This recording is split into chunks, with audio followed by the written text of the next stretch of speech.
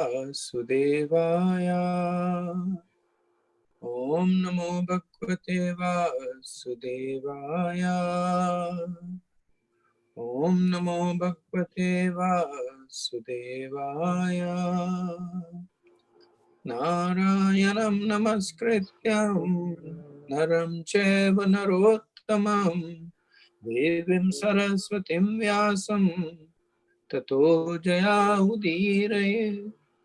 Nashtaprayeshu Bhatreshu Nityam Bhagavata Sevaya Bhagavate Uttam Shloke Bhaktir Bhavatir Naishniki. Om Jnanatimirandasya Jnananjana Shalakaya Chakshurunmilitam Yena Tasmai Shri Guruve Namaha. Shri Chaitanya Manobhistam Sthapitam Yena Bhutale Swayam Rupa Kadamayam Dadati Swapadantikam. Jai Shri Krishna Chaitanya Prabhu Nityananda Shri Advaita Gadadhara Shivasadi Gaura Bhakta Vrinda. Hare Krishna Krishna Krishna Hare Hare, Hare Rama Rama Rama Hare Hare. Mukham karoti vacharam pangam langate girim yat kripadamaham vande Shri Guru Dinatarunam Paramanandam Mahadavam. We'll resume our discussion from the third canto, fourth chapter, and we will start from verse 6 today. This is the ongoing conversation that is happening between Uddhav and Vidur. So in the earlier part of the conversation, Vidur had inquired about the welfare of different members of the Yaduvamshi, the Kurus, Krishna, Balram, and Uddhav had responded by telling him about the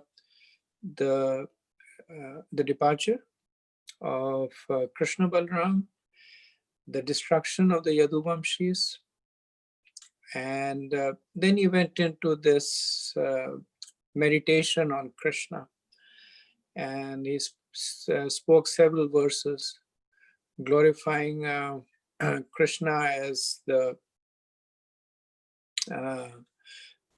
in Dwarka, in Hastinapur, finally in Vrindavan. Now he gets himself back and he starts speaking about more specifics about the specific pastime of the disappearance of Krishna.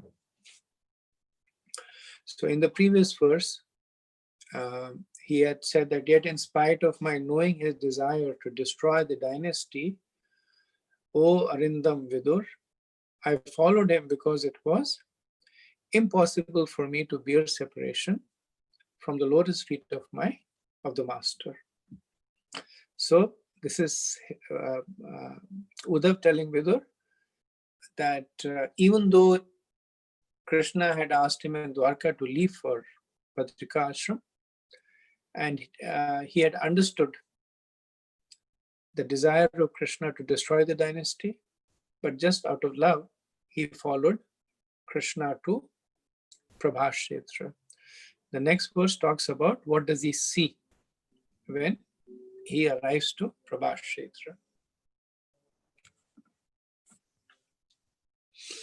Adrakshamekamāshinām vichinvandayatam patim Sriniketam saraswatyam kritketam aketanam.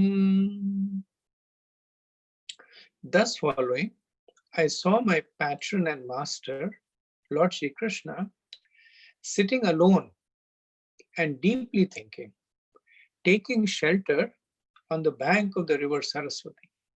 Although he is the shelter of the goddess of fortune. So the phrase Kritaketam Aketanam indicates that he was taking shelter, although he is without shelter. So Ketam is shelter, Aketam is without shelter. So he's at this point pointing to the original position of Krishna. The Krishna is the proprietor of everything. He is the ashray. We saw that in the end of the second canto, 10th chapter, where Krishna is everybody's shelter. And conversely, he does not have any shelter because he does not need any shelter. Ultimately, he is the shelter of himself. So he says that he sees him apparently taking shelter, although he is the shelter of the goddess of fortune, or Aketanam is also translated as one without any shelter. So this point is made over here so Uddhav is beginning to distill between what is apparently being seen and what is reality. And because the next verses he speaks will also be laden with symbolism, excuse me, he's laying the reference over here that you may think that Krishna was taking shelter on the banks of the river Saraswati, but actually he is Aketanam. Actually, he does not need any shelter. He is the shelter of everyone. Aketanam also means that one who is fully renounced. So a person who has fully renounced does not need any shelter because the person has no fears. He has no aspirations. He has no needs. That's the kind of things that the shelter gives you. It gives you protection. It gives you courage. It satisfies your needs. But a fully renounced person has none of that. So Uddhav is also pointing to Krishna's fully renounced disposition. And again, that will be relevant in terms of Krishna's final pastimes. Next verse. Swayam vadat virjam prashantaru nalochanam durbhi chaturbhi viditam pita koshambarena cha.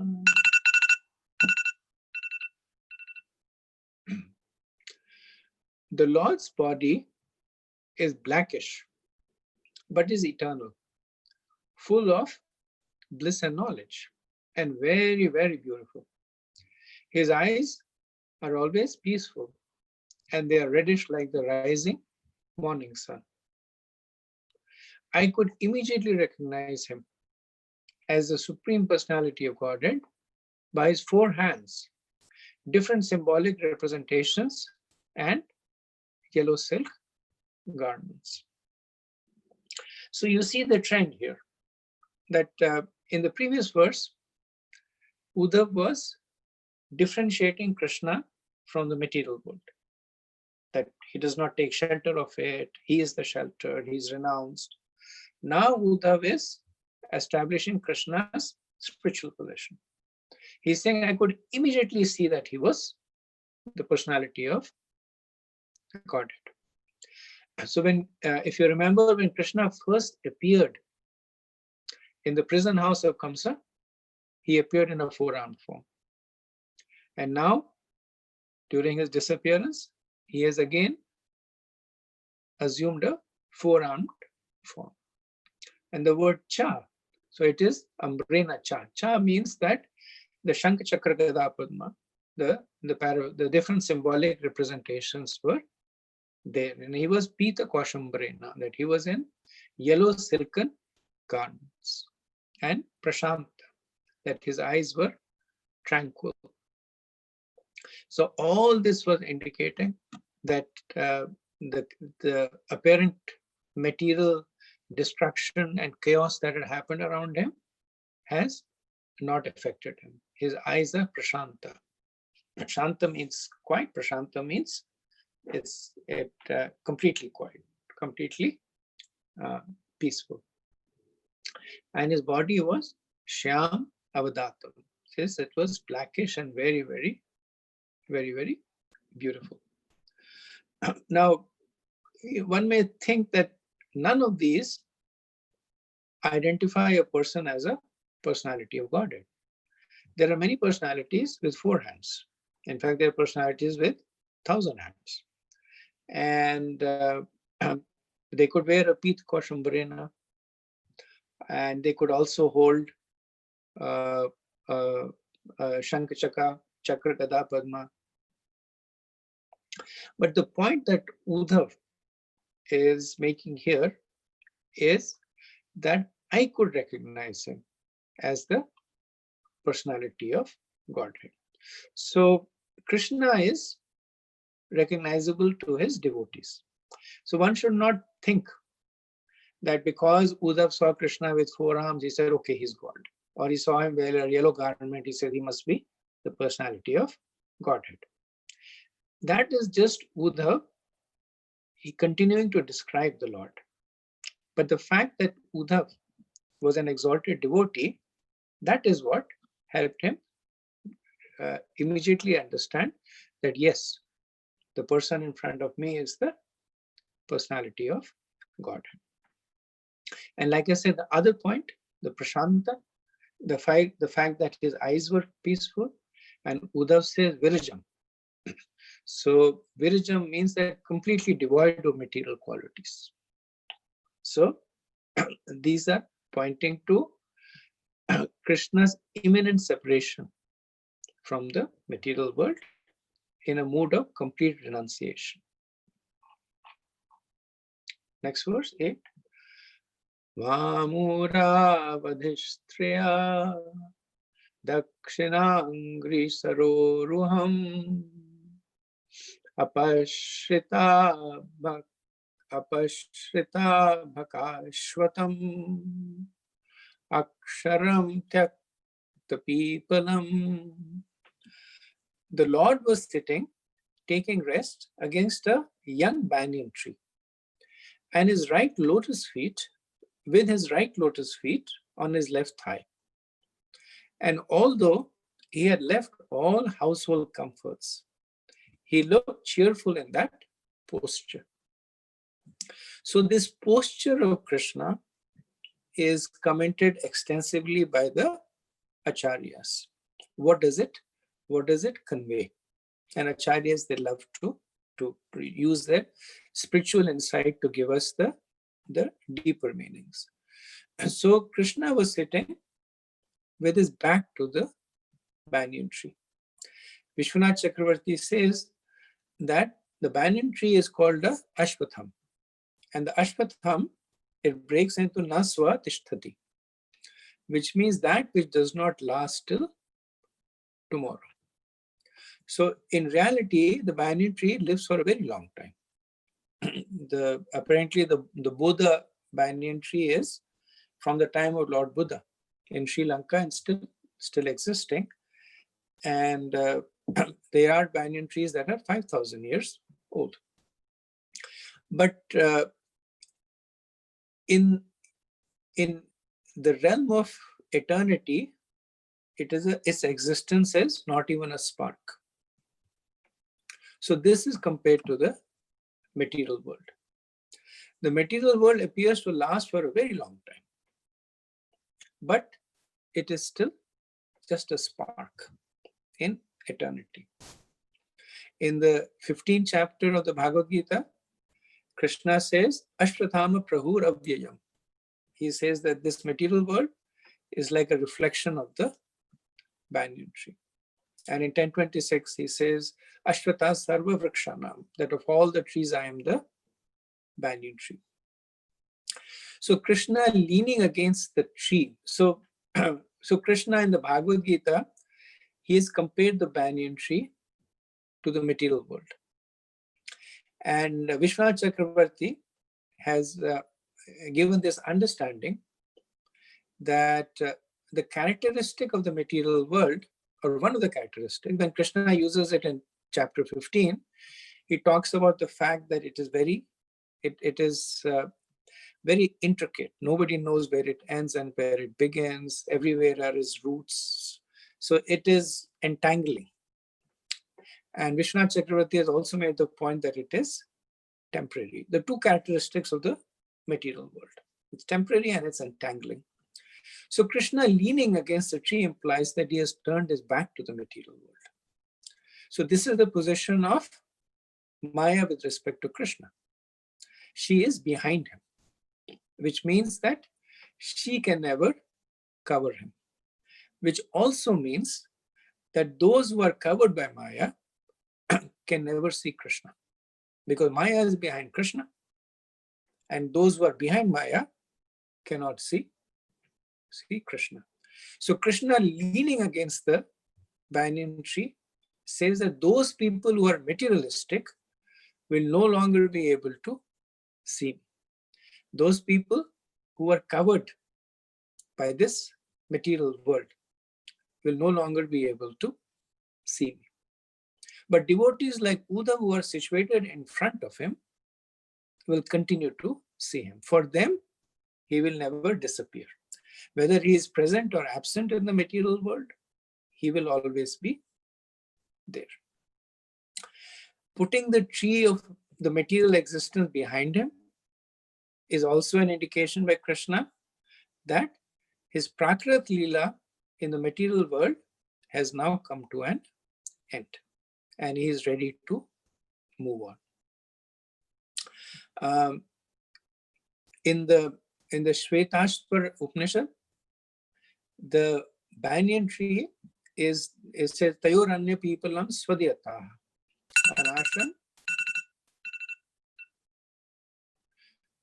Anasananya Abhichakshiti. So this is the famous verse that talks about that there are two birds that are sitting on a branch. One of them is enjoying the fruit and the other is watching.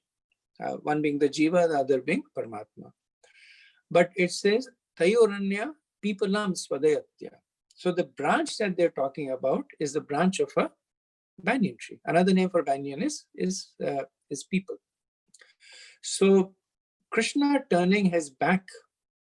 So another characteristic of the people tree is that it is for those who ignore the Lord and are engrossed in temporary sense gratification. So Krishna Taktva, so Krishna Uddhav says Takta Pipalam, that he has now left. In the verse, Uddhav actually uses the word banyan tree twice. So in the third verse, he says Ashvatham, and then he says Akarsham Takta Pipalam. So he has given up the banyan tree.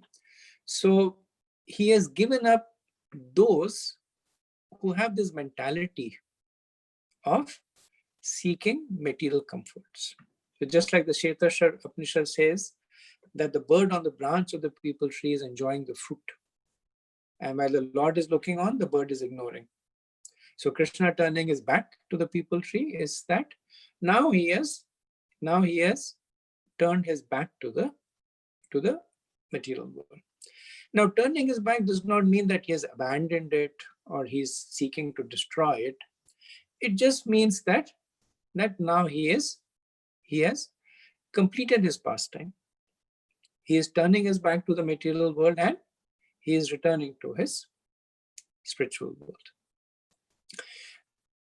This also refers, Takta Pipalam, it also refers to Krishna's extreme renunciation. So same verse in the Shvetashvar Upanishad that indicates that the material tree is one of enjoyment. And Krishna turning his back indicates his detachment. So Krishna had led a very opulent life. In Dwarka, his palace, 16,000 wives, and the demigods used to be coming there. Brahma used to come there. And one might say Krishna had a had a good deal going on. But for Krishna, it's nothing. So he is completely renounced. So he has turned his back. And the renunciation is only for the material world. Krishna never renounces his devotees. But he has no attachment for materialistic people. He takes care of them out of a sense of duty. Uddhav also mentioned that young banyan tree. And Prabhupada explains that the young means that this is one of the smaller universes. Just like a young tree is smaller than a big tree. So the young is used as a placeholder to indicate that this particular universe that Krishna is leaving is one of the smallest universes. So this is with respect to Krishna back to the people tree. It also mentions, Uddhav mentioned that Krishna's legs are crossed over. His right foot is crossed over his left foot. So in the Harivamsha Puran, Lord Shiva, in his prayers to Krishna, he says, Padabhyam Bhumi Samutpana. That, O Lord of the universe, your legs, the earth was, from your legs, the earth was manifested. And Srila Prabhupada says in the purport that his legs and his energies are the material ingredients, which are 5 in all: earth, water, fire, air, and sky. So the crossing of the legs indicates the knot of the material world. And the fact that the leg is the lower part of the body indicates that all this intrigue that Krishna had either created or participated or witnessed in the material world between the Pandavas and the Kauravas, in Dwarka with his wives, and even though he was mostly consorting with his devotees, but superficially you could see Krishna did so much of intrigue. So all this is the material world crossing over one another, the modes crossing over one another. And the fact that Krishna is keeping them below means that all this he is now departing while still firmly in control. So it's not that he is departing bewildered by the all that has happened, bewildered by his attraction to his wives or love to his children or enmity to personalities like Jarasandha or Shishupal. He's keeping all that below him and departing. Some commentators give an additional explanation, and this they draw from Krishna's Tribhanga position. So even when Krishna is standing, he crosses his right foot over his left foot.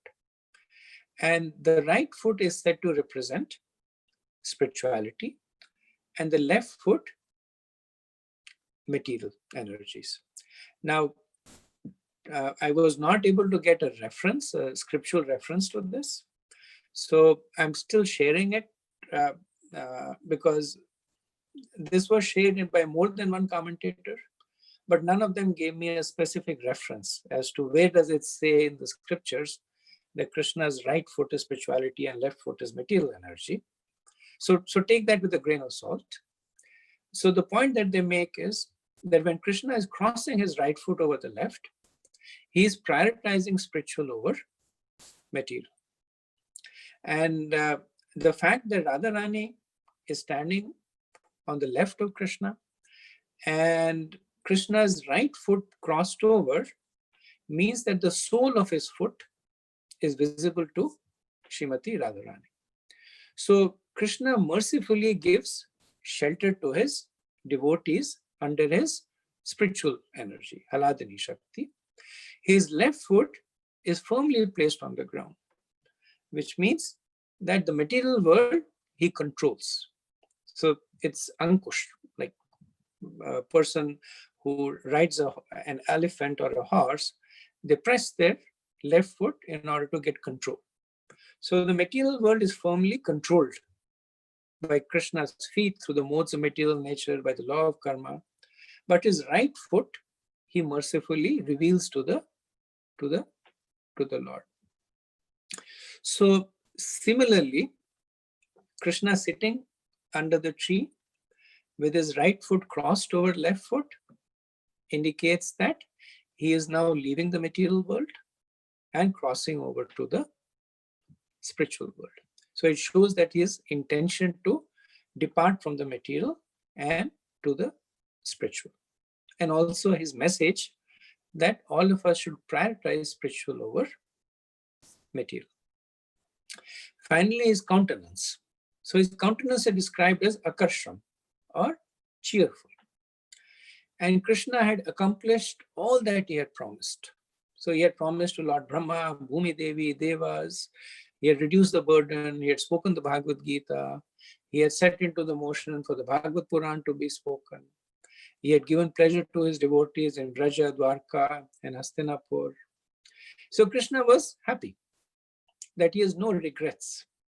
Now he has accomplished what he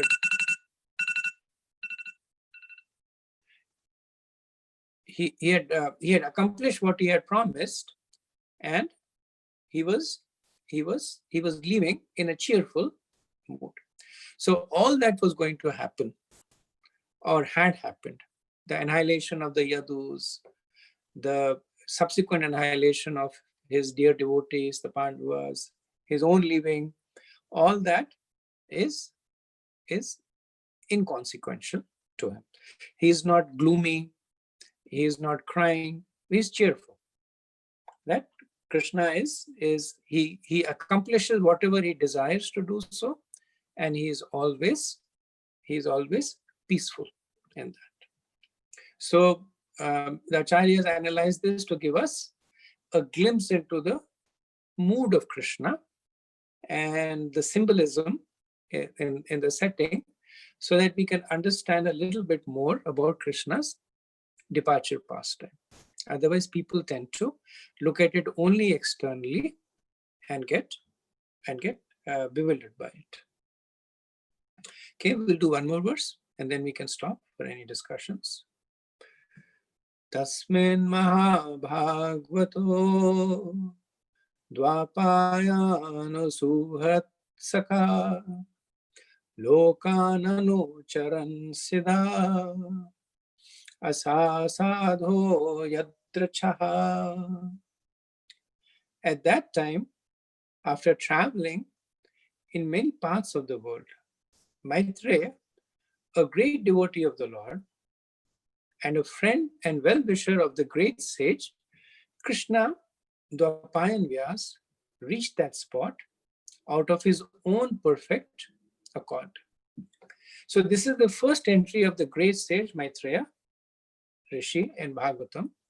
So Maitreya is described by Prabhupada and later on in purports as the son of a sage by the name of Kusharu. And that is why he is also addressed as Kushara. He is a disciple of Parashar Muni. So Parashar Muni, as you know, is the father of Vyasadeva. So that is why he is also addressed over here as a friend and well-wisher of Vyasadeva. Because disciples is like a son. So he and Vyasadeva were friends, like peers. Parashar Muni, as we know, was a Vyasadeva in a previous yuga. And he is also the great expounder of Vedic astrology. So one of the books in Vedic astrology, Brihat Parashar Hora Shastra, is actually a conversation between Parashar Muni and Maitreya Rishi. And Parashar, also on the advice of Pulastya Rishi, he had previously recited the Bhagavatam to Maitreya. So this we will see in the 8th chapter of this canto. So this is the Bhagavatam that is coming from Lord Sankarshan. So from Lord Sankarshan, it came down to Parashar, and Parashar then eventually came down to Parashar. And then Parashar, he recites it to Maitreya. And here we'll see that Maitreya will also receive instructions from Krishna. And based on that, he will instruct Vidur in Haridwar. So this conversation between Maitreya and Vidur is the bulk of the third canto, and it goes all the way till the end of the fourth canto. So one of the longest conversations in the Bhagavatam, about 90 chapters, more than 1,000 verses. So Maitreya is prominent in Mahabharata. He had once come to Hastinapur to counsel Duryodhan to give the kingdom back to the Pandavas. And at that time, Duryodhan had insulted Maitreya. He had laughed at him, and he had exposed his thigh and hit it with his hand to show his own strength.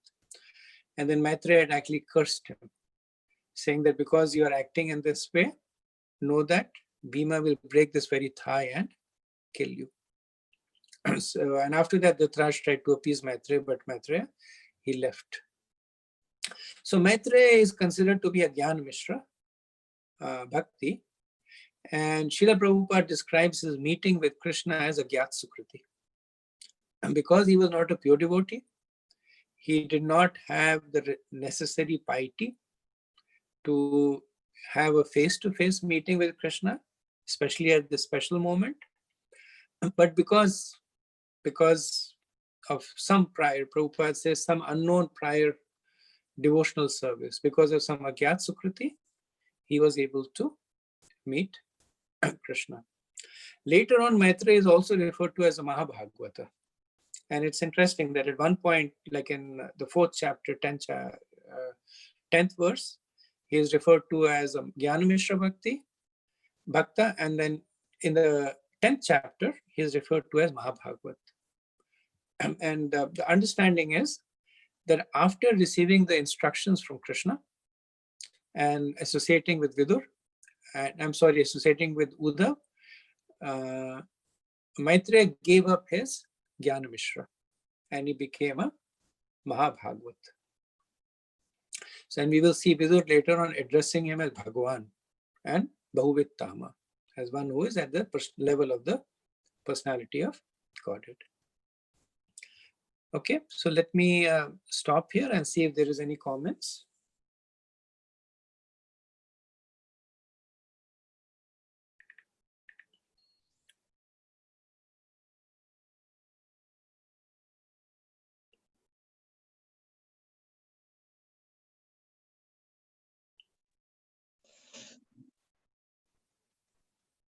Hare Krishna Prabhu.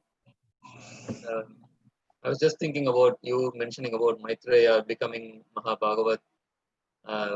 Just as Krishna says, many births one takes as a jnani, eventually comes to me understanding Vasudeva Sarvamiti.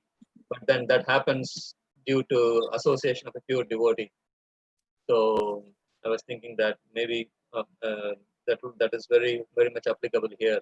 Meeting Uddhava and associating with Vidur enabled him to get to that stage.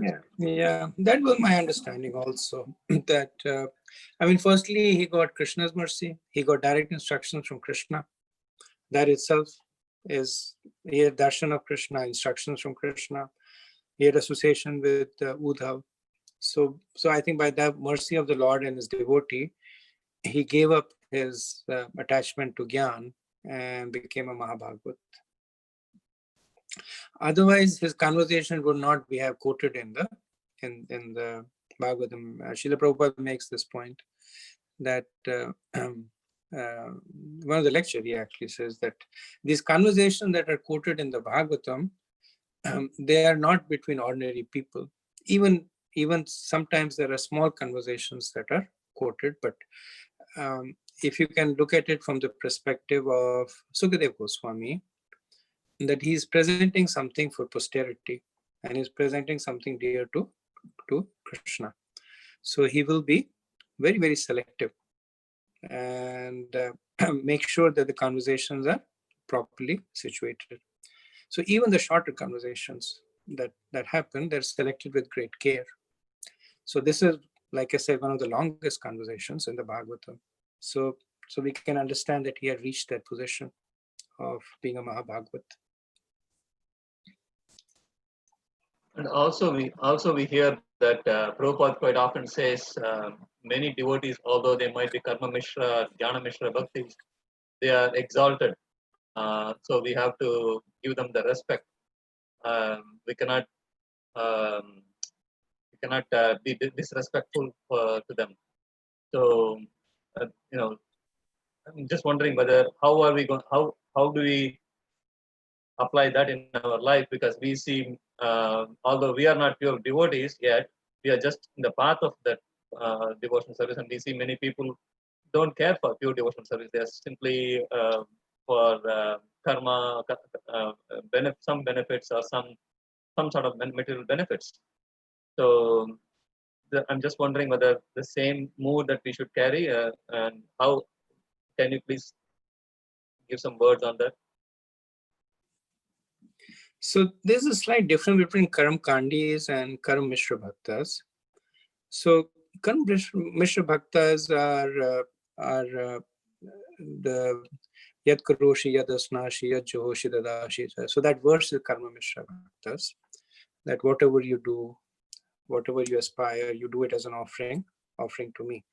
So they're very strongly situated in the devotional practices, but because they also have an inclination for karma, they align that karma to Krishna. They still hold this notion to some extent. So when you say that I'm offering the fruits of my activities to Krishna, the statement that you're making that it was yours to begin with, to offer. That's where the Karam Mishra comes. Now, the fact that you're offering it to Krishna means that bhakta, that is devotional service. Now, a devotee will not even think like that, or at least a pure devotee will not even think like that. What do I have that I can offer to Krishna? All I can do is acknowledge his mercy. All I can ask for is opportunity to serve. But having said that, the position of Karma Mishra Bhakta is very elevated. Gyan Mishra Bhakta is even more elevated. And it's very unlikely that we will see one around us. Now, Karam Kandis are a different level of kind of people who basically have indirect deference to Krishna. Their primary preoccupation is to do activities that are enjoyable to them. It increases the enjoyment of the senses, prosperity, better birth in next life. So their whole focus is inward looking. They're pious because they follow the scriptures which come from Krishna, but nevertheless they're karma kandis. So the bhakti over there is secondary. So it is performed incidentally. That I tell you to do something, and you do it not because you have deference for me, but because it is something that you feel is beneficial for you. But the fact that you're doing something that I tell you, there is some semblance of deference over there. So how do we relate? At a more basic level, our focus is that we try and establish association with those who are swajati, so who are at the same conception, that they're also aspiring to become devotees like us. Keep our distance from those who have a different conception. Don't take intimate association from them. And then at the same time, we are respectful to them. We appreciate whatever they're doing. And if there is an opportunity, then we give mercy to them. The mercy that we received ourselves, we try and give it to them. That's how we relate with them. Not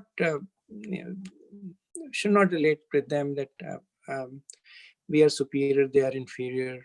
we are going to Vaikuntha, they are going to hell. Nobody knows, what's happening. So just as devotees relate, there are other living entities. So if they are ready to receive, we give them the mercy that we have received. Otherwise, we keep a respectful distance from them. Thank you, Prabhu. Hare Krishna, Prabhu. We read in the 7th verse that Krishna assumed the 400 form before he leave this world. That means, this debate about the body that he left behind was a 400 form. Which debate, Prabhu? We say that in the 7th verse, Krishna assumed the 400 form before he leave this world. Yeah. And now the debate about when he leaves this world, he left a form behind. Yeah. And this form was 400 also? I will not know exactly, no? That I don't know. Not sure. He manifested a 4-round form. I'm not sure if that's the form he left behind.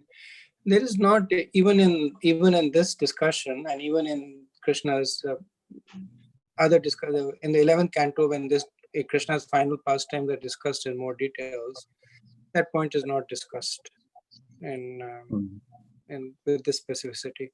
Even though if you go to Prabhat Kshetra, they will show you a samadhi where they say that this is Krishna's body there, but it could be anything. They ask you to give money over there, so it could be anything. Yeah, thank you, bro. And Prabhuji,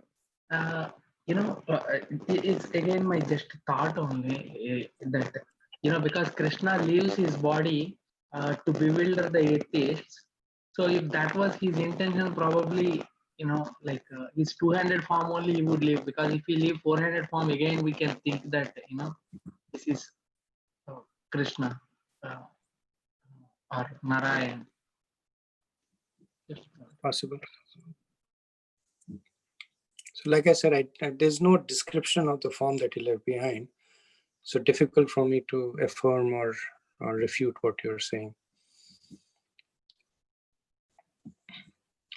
Okay. If there are no more questions, verse 10.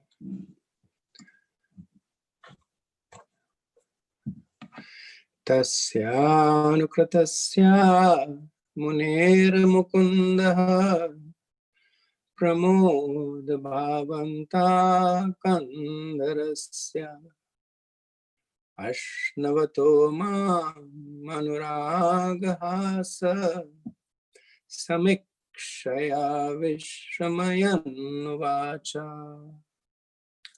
Maitri Muni was greatly attached to him, the Lord, and he was listening in a pleasing attitude, with his shoulder lowered, with a smile and a particular glance upon me. Having allowed me to rest, the Lord spoke as follows.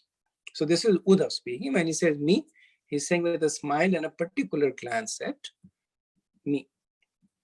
So Prabhupada says that the posture that Uddhav is describing, it indicates Krishna's partiality towards Uddhav. So the fact that he was glancing at him with a smile and with shoulders that are lowered, shoulders lowering, it's mostly an attitude of humility and respect. So Krishna reciprocates with the mood of his devotee. Uddhav was a Shuddha Bhakta, Maitreya was a Gyan Mishra Bhakta. So both of them were sitting in front of him. Krishna is speaking to both of them. He is giving mercy to both of them, but he is giving his loving mercy to Uddhav. Vishwanath Chakravarti says that Uddhav, out of humility, does not speak this directly, but he uses the genitive second case, and again, this is a little beyond me, but the genitive case is as opposed to doing something that is done. So as opposed to you eating an apple, the apple was eaten by you. So the genitive case, it indicates that the relationship between Krishna and Maitreya, which uses the genitive case, is slightly weaker than the relationship between Uddhav and Krishna, which uses the active case. So again, they're looking deeper into the Sanskrit vocations. But the essence is that Krishna was leaning more favorably towards Uddhav as he spoke. Verse 11. Shri Bhagavan Vacha Vedaham Antar Manashi Pishitam Te Dadami Yatta Durvapamannehi Satre Pura Vishwa Srajam Vashunam Matsidhi Kamena Vaso Tvayeshtaha. O Vasu, I know from within your mind what you desired in the days of yore, when the Vasus and other demigods responsible for expanding the universal affairs performed sacrifices. You particularly desired to achieve my association. This is very difficult for others to obtain, but I award it unto you. So Krishna is addressing Uddhav as Vasu.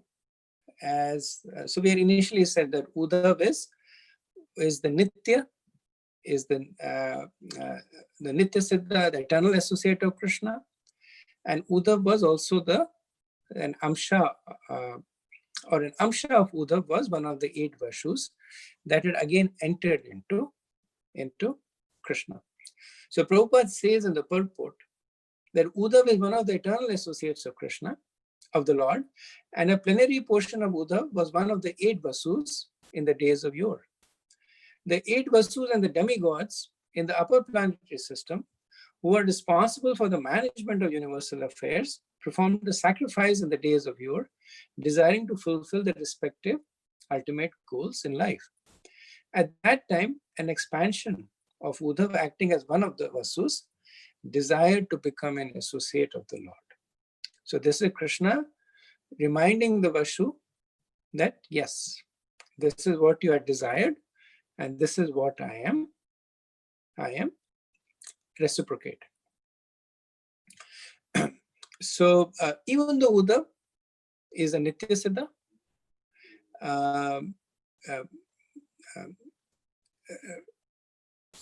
Krishna is still addressing him as Vasu, and Vishwanath Chakravarti says that it is to protect the secret of the eternal pastimes. So this is something that Krishna is saying to protect the intimacy of the relationship between Krishna and Uddhav. So it is true, but not fully true, that the Uddhav who was sitting in front of Krishna was the eternal associate of Uddhav. And Vishwanath Chakravarti also says that some commentators say that the eternal Uddhav stayed back in Dwarka, and the Uddhav who was the Vasu came to the Saraswati river, which is why Krishna was addressing him as Vasu. Could be either of the explanations. Next verse, 12. Saesha sadho charmo bhavana asaditaste mad anugrahoyat yanmam nirlokan raha utsrajantam dishtya dadrashvan vishadanuvartaya. O honest one, your present life is the last and the supermost, because in this term of life, you have been awarded my ultimate favor. Now you can go to my transcendental abode, Vaikuntha, by leaving this universe of conditioned living entities. Your visit to me in this lonely place, because of your pure and unflinching devotional service, is a great boon for you. So as we had previously said that Krishna had asked Uddhav to go to Badrika Ashram. And Uddhav instead came to Krishna in Prabhas. Now, generally speaking, whatever Krishna says becomes dharma. That becomes the principle of dharma. And not doing what Krishna says is what is considered to be sinful. But here we see that Uddhav disobeyed Krishna's instruction. And Krishna is saying that this is a great boon to you. But the understanding here is that the advanced devotees, they only act on a platform of love. And they transcend the rules and regulations. So the example that is given is of the gopis. That when Krishna had sounded the flute and the gopis came, and Krishna said, you all go back. And then none of the gopis paid any attention to Krishna. They just stayed there. So they disobeyed Krishna, and Krishna rewarded them with the pastime of rasa dance. So one should not artificially become what one is not. So for Uddhav, who was at an advanced platform, because he was acting on the platform of love, which pleases Krishna, and Krishna reciprocates. For us who are sadhakas, we do what Krishna says, or more specifically, we do what our spiritual master tells us. So when Maitreya heard Krishna's words, at that time he realized that achieving Krishna's personal association is the highest goal of existence, not merging into the effulgence of the Brahma. So Vishwanath Chakravarti says that at this point, Maitreya, he renounced his impersonalism and became a pure devotee. Next verse. Pura maya proktam ajayanabhye padme nishanaya mamadi sarge Jnanam paraman mahima vabhasam yat surya bhagavatam vadanti. O Uddhav, in the lotus millennium, in the days of yore, at the beginning of creation, I spoke unto Brahma, who is situated on the lotus that grows out of my navel, about my transcendental glories, which the great sages describe as Srimad Bhagavatam. So Krishna is now giving what he had promised to give Uddhav, which is Bhagavatam. So Krishna says Adisarga, and that refers to the first day of Brahma, right after Brahma was born. And at that time, Krishna speaks to Brahma, and we had discussed this at length in the 9th chapter. At that time, he speaks the Chaturshloki, which he refers to as Surya, as Bhagavatam. So Krishna is establishing the context. Uddhav is establishing the context of what Krishna is going to speak. He's going to speak that knowledge that was given to Brahma during the first day of his life, which is the summary of the Bhagavatam. And Prabhupada says that this verse, it negates any impersonalistic explanation of the Chaturshloki. So, and Sridhar Swami says in this connection, the same concise form of the Bhagavatam concerned the pastimes of the Lord Krishna and was never meant for impersonal indulgence. So because Krishna is saying, I spoke this to Brahma. So as we had discussed that many people, not many people, some people, they try to establish the Chaturshloki as and from an impersonalistic platform. Prabhupada says that this verse negates that. Verse 40. Ityadraktaha paramasya pumshaha pratikshananugraha bhajano snehotaroma skalahita kashrastam munchanashusha pranjalari rabhabase. Uddhav said, O Vidur, when I was thus favored at every moment by the Supreme Personality of Godhead and addressed by him with great affection, my words failed in tears and the hairs on my body erupted. After smearing my tears, I, with folded hands, spoke like this. So Krishna in the previous verse had said that, now I will speak to you the Bhagavatam, that I spoke to Lord Brahma at the beginning of the creation.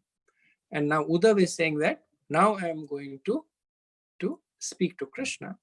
So in 5 verses, Uddhav will describe the prayers that he recites. And in this he's describing his mood. So Krishna has reconfirmed his identity. So Uddhav has already said that I recognized him as a personality of Godhead. And for those who don't believe Uddhav, now Krishna is establishing his identity, that I spoke this to Brahma at the time of creation. I, the personality of Godhead. And what is Uddhav's state? It is Skahalita Akshara, that he is shedding tears, and Utaharoma, that there are eruptions of hair. Roma is hair. Roma Harshan. So Sneha is considered to be a heightened stage of bhav, a condensed stage of love, and these are the symptoms of that stage: the flowing of tears, the eruptions of hair. And Munchan Sucha, he says that I'm smearing my tears. So Bhurijan Prabhu makes this point that this Munchan Sucha is important to note, that devotees do not try to showcase their love to Krishna. So whatever that Uddhav was experiencing was involuntary. It was a side effect of his love. But having seen those things, he is now trying to suppress them. The example that is given is of Daruk. The Daruk was once fanning Krishna, and then looking at Krishna, he became stunned with love. And because being stunned, he was unable to do his service of fanning Krishna. So he considered it to be an impediment to his service. It's given in Nectar of Devotion. Uddhav also says that he is fortunate, anugraha bhajana, that is, he is fortunate to be the object of love for Krishna, pratikshana, which means that at every moment. Or pratikshana also means that from the moment Krishna considered him qualified to receive these instructions. Vishwanath Chakravarti said pratikshana means consideration. So the consideration is that Krishna considered that no one except Uddhav is qualified to receive these instructions. And then Uddhav says anugraha bhajana. So the beauty over here is that Uddhav is considering himself fortunate because he is being instructed by Krishna. So that is our good fortune. that we are receiving instructions. If you are able to receive Krishna's instructions, then we are Anugrah Bhajana. Now his instructions are there everywhere, but very few people receive it. And Uddhav, he has personal association with Krishna. He has a relationship with Krishna. He has a respect of Krishna. But when Krishna is giving him instructions, then he says, from that moment, Pratikshana, from that moment, I became Anugrah Bhajana. I consider myself to be fortunate because I became the object of love of Krishna. So that's how we can become object of Krishna's love, by receiving his instructions. Okay, next verse, 15. Ko vishate pad saroj bhajam sudurlabho artheshu chatureshvapiha tathapi naham pravranomi bhuman bhavat padambhoj nishmena tokshutaha nishmenuchukaha. O my Lord, devotees who engage in the transcendental loving service of your lotus feet have no difficulty in achieving anything within the realms of the four principles of religiosity, economic development, sense gratification, and liberation. But, O Great One, as far as I am concerned, I prefer only to engage in the loving service of your lotus feet. So if you remember that just 2 verses ago, in verse 13, Krishna had said that, let me relate to you this ancient conversation between me and Brahma. Now, one would expect that when Krishna is saying this, Uddhav should sit quietly and with rapt attention listen to this ancient conversation. But we see that Uddhav is interrupting Krishna. He's instead of sitting and listening to Krishna, he speaks this verse. And the reason that Uddhav is speaking this verse is that he wants to establish the basis of why he has come seeking Krishna. He wants to establish the basis of the kind of favor that Krishna will impart to him. So Uddhav is very lovingly expressing his mind. He's saying that, Krishna, those who serve you, all kinds of benedictions are available to them. The Chatur Purusharth of Dharma, Artha, Kama, Moksha, they're all available to them. I'm not interested in them. My only interest is in the loving service to your lotus feet. So essentially what Uddhav is saying to Krishna is that, are you planning to give me the knowledge of Chatur Purusharth? In the verse 12, Krishna had indicated that this will be Uddhav's last birth, indicating that his liberation is imminent. So Uddhav is saying that, are you planning to give me knowledge about yourself so that I can get Sarupya Mukti from this material world? Then he says, Naham Pravanomi. I'm not interested in all this. So then what are you interested in? Krishna may ask. He says, Bhavat Pado Ambuja Nishvena Utsukaha. Utsuk means I'm only anxious to serve your lotus feet. So Prabhupada comments on this, that for a devotee, a liberation is not a big thing. They can attain liberation anytime they want. They can get it, even if they don't desire for it explicitly. But such a pure devotee as Uddhav refuses to accept all such facilities. A pure devotee wants simply to engage in the service of the Lord and does not consider his own personal benefit. Later on, we'll see Maharaj Chitraketu also make exactly the same statement. So what Uddhav is saying over here is, I'm very interested in hearing what you will say, but I'm not interested in hearing about karma, artha, kama, moksha. Please tell me, how can I serve your lotus feet? So this is the basis in which the conversation will be framed. Next verse. Karmani anihasya bhavo abhavasyate durga shrayothari bhayat palayanam kalatmano yad pramadayutashramah swatman ratehe khidayati dhirvidamyaha.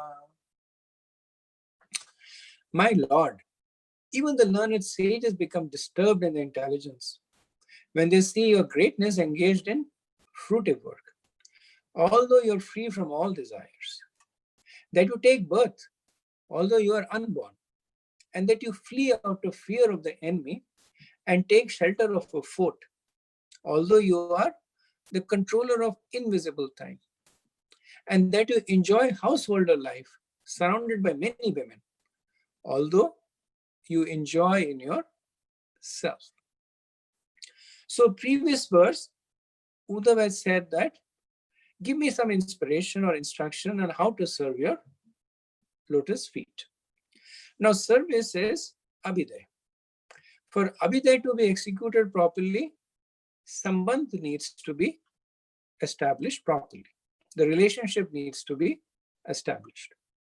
So Uddhav does not have that confusion, but is asking Krishna to clarify the confusion for others who would like to execute devotional services.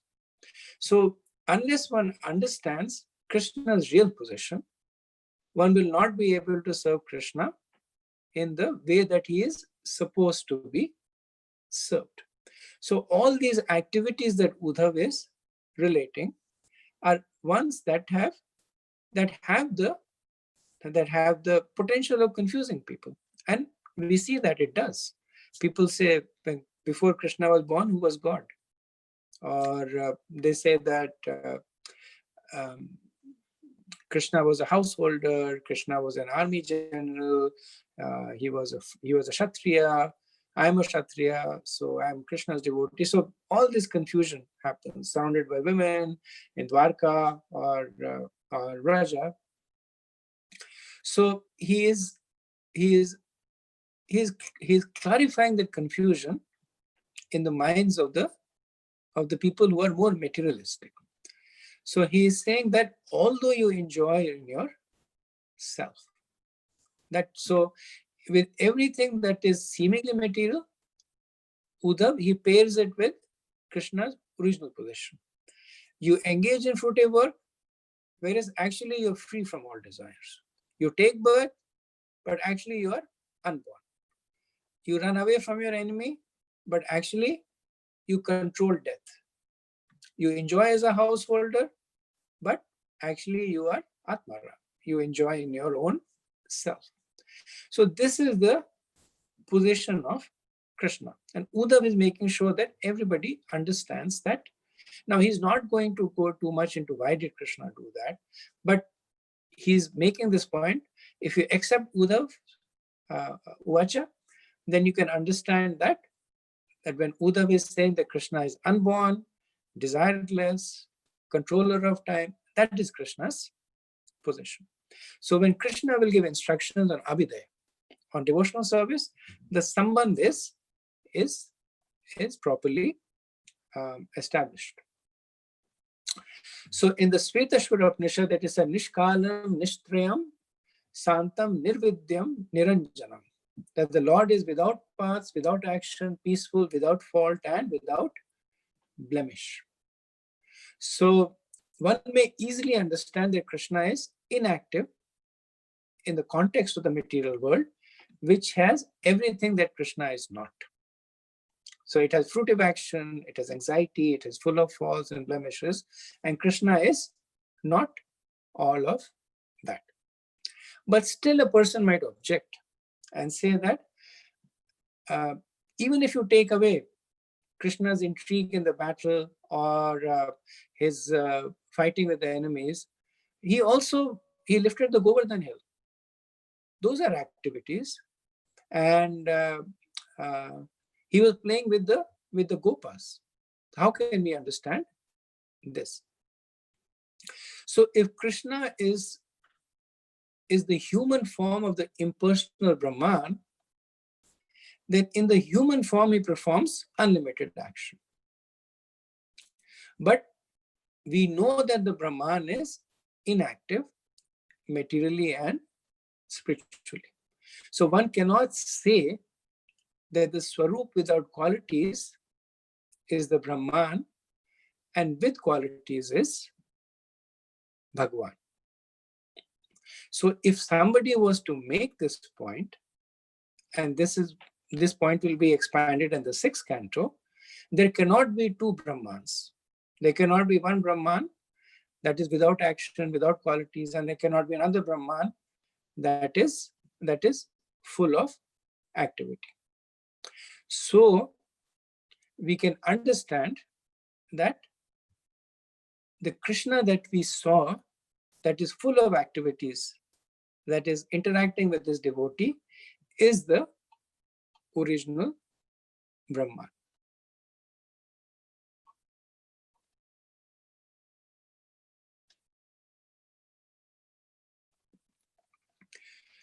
So Prabhupada expands on this, and he says that there are two stages in order to understand this. The first stage is that one should understand that Krishna has nothing to do with anything that is material. All his activities are transcendental and spiritual. This, he says, cannot be understood by mundane speculators, and it will definitely bewilder them. So the Brahman conception of the absolute truth is a negation of the mundane activities, but the Para-Brahman conception is full of transcendental activities. One who knows the distinction between the Brahman and the conception of the Supreme Brahman is the real transcendentalist. So this is one stage of understanding, that the Brahman conception is the negation of mundane activities. And the Para-Brahman is full of transcendental activities. So Krishna lifting the Govardhan hill is not a material activity. It is performed by his internal potency for those who are under his internal potency. And this points to the fact that Bhagwan is fully active and superior to the impersonal Brahman. Now, Vishwanath Chakravarti, he says that some may say Krishna's actions are imitations, or the non-action refers to material, and so thus allowing for spiritual activities. And the material non-birth implies that he is spiritual. So he goes on to say that Krishna's actions, like fear, accepting household life, fighting the battles, one can understand that they are imitations only. If that was not so, then we can never accept the fact that Krishna can be perplexed. We can never understand the fact that Krishna has fear.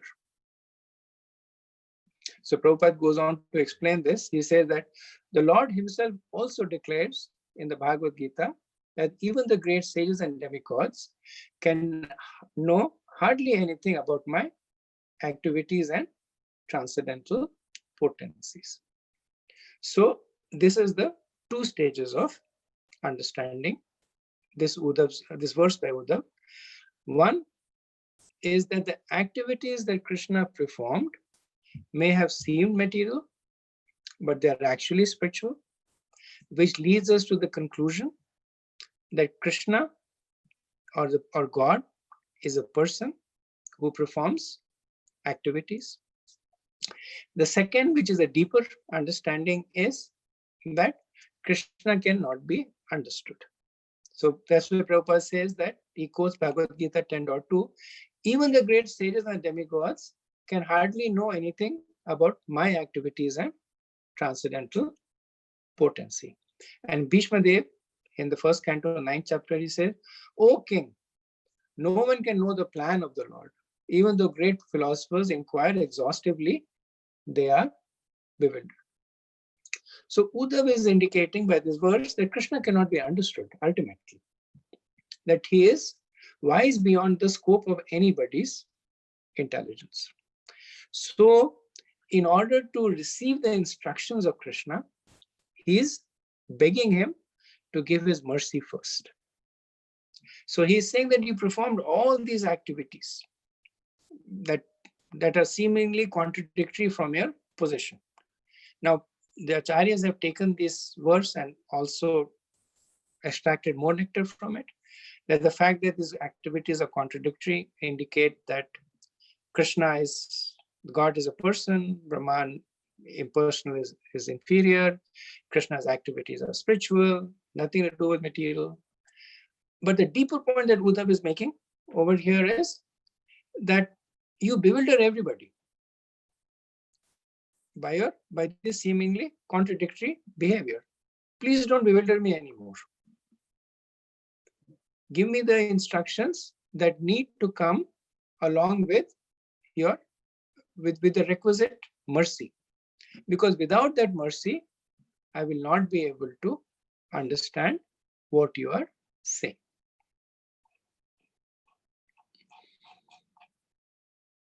Okay. So I'll do 2 more verses and we'll stop for any discussion. Mantreshu mam va upayuyatvam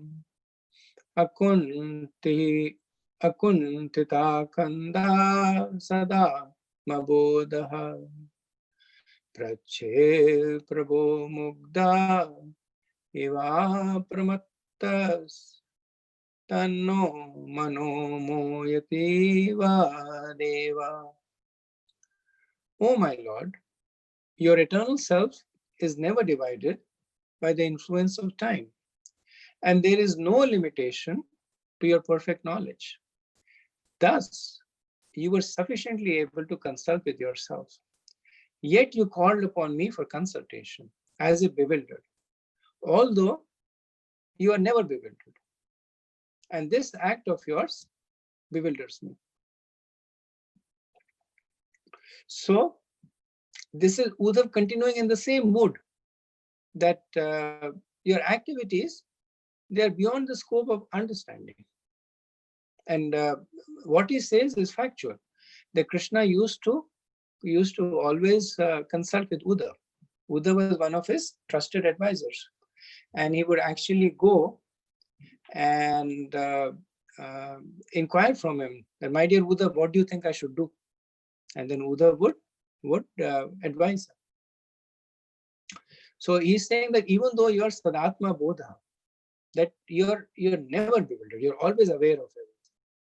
And he says your memory and intelligence can never be destroyed, khanda, and it is akuntita.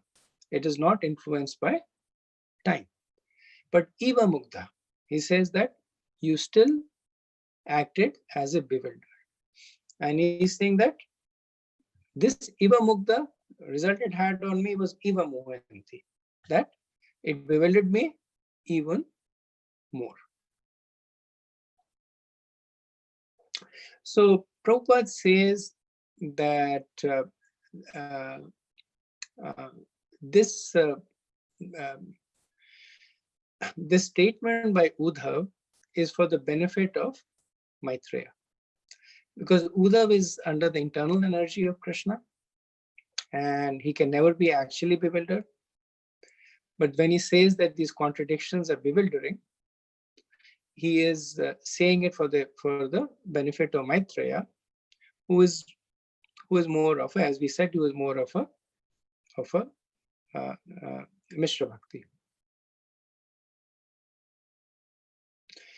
And Uddhav says that Vishnu Chakravarti, he says that Iva can be translated as either as if or certainly. So the point is making is that Krishna acted as if he was bewildered, but the result was that Uddhav was certainly bewildered. So Krishna, Srila Prabhupada again says that if you take it from that perspective, that yes, Uddhav was indeed bewildered, then you can understand the same point Prabhupada makes again, that although these actions of the Lord appear to be contradictory, although there is no contradiction in the routine activities of the Lord, therefore it is better to see them as they are and not attempt to explain them. So Prabhupada is making the same point again, that if you try to rationalize Krishna, then you will get even more and more bewildered. Next verse. After that, we'll stop for discussion. Jnanam param swatma raha prakasham pravachakasmai bhagavan samagram api kshamam no grahanaya bharta vadanjasaya vrijinam tarema. My Lord, kindly explain to us, if you think us competent to receive it, the transcendental knowledge with which enlightenment about yourself, which gives enlightenment about yourself, and which you explained before to Brahmaji. So in verse 13, Krishna had already promised. He had started to give Uddhav the knowledge that he had previously given to Brahma. Now at that time, Uddhav, he had interrupted Krishna, saying that he is not really interested in that knowledge, but is interested in serving the lotus feet of Krishna. Then in 16th and 17th verse, he speaks about how Krishna is bewildering.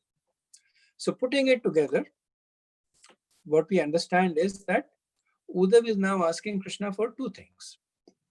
He's asking Krishna for Jnanam Param Swaatmaraha, that supremely mysterious knowledge about himself by which Uddhav can understand all these contradictions that he spoke about in the previous set of verses.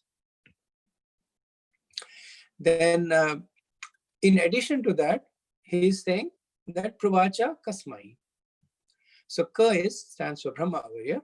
So Pravacha Kasmai, in addition to that, give me also knowledge that you gave to Brahma. So he's acknowledging the mercy of Krishna, that Krishna wants to give him the knowledge of Brahma, but a devotee is greedy for more and more nectar from the Lord. So he's saying, give me the knowledge that you promised, but knowing that my desire is only to serve your lotus feet, knowing that for me to be well established in your service, our sambandha, our relation should be well established. So please give me the Jnanam Param Swaatmaraha. Please give me that instruction by which any bewilderment in me is driven away.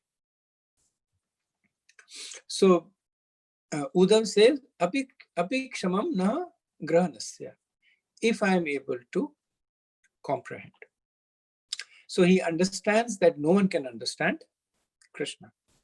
So now he is also acknowledging the fact that was made implicitly, that saying that you want to understand Krishna is itself a contradiction in terms. You can't understand one who's beyond understanding.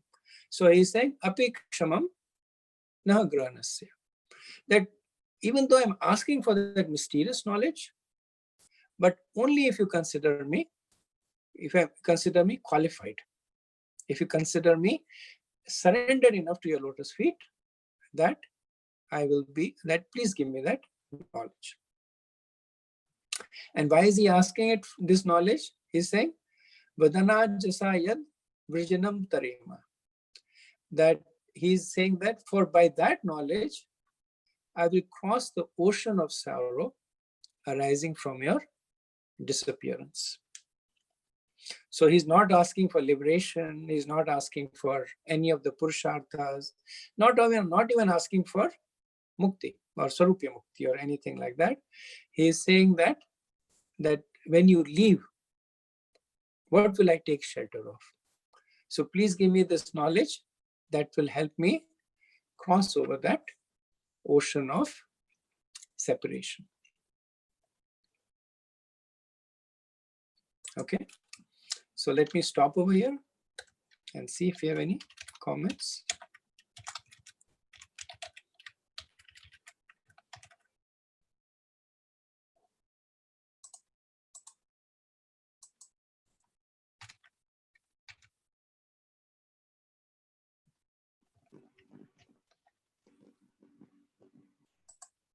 Prabhuji, if no one has any question, Prabhuji, I have one question. This is not related to our today's class, Prabhu, but can I ask? If no one else has anything, then I will ask.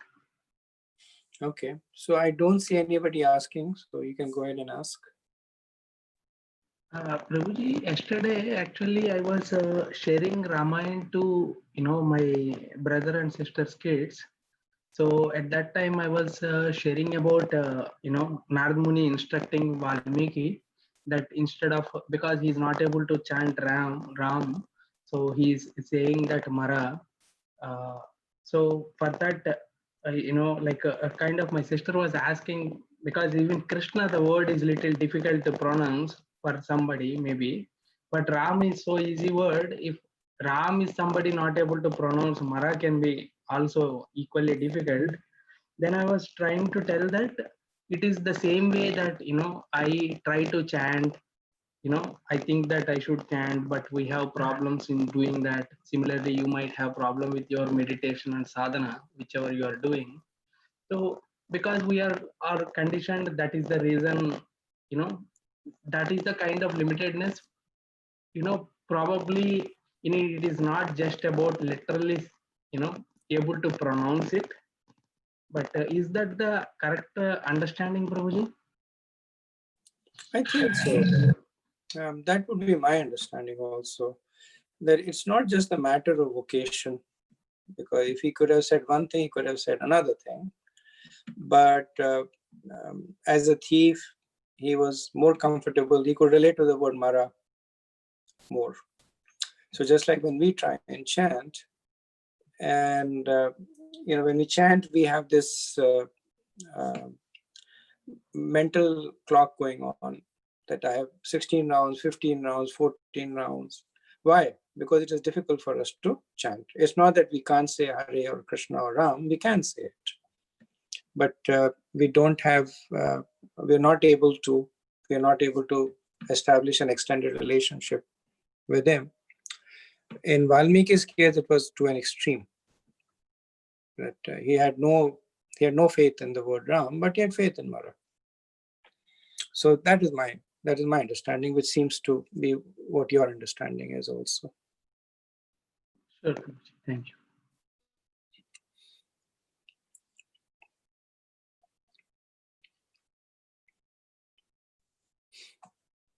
Okay, so if there are no more questions, we can end a little early today. Thank you very much.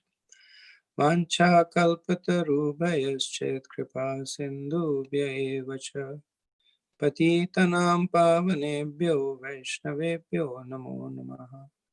Anant Koti Vaishnav Vrind ki jai, Shila Prabhupada ki jai, Tagore Premanande, Hare Krishna. Thank you very much. Hare Krishna.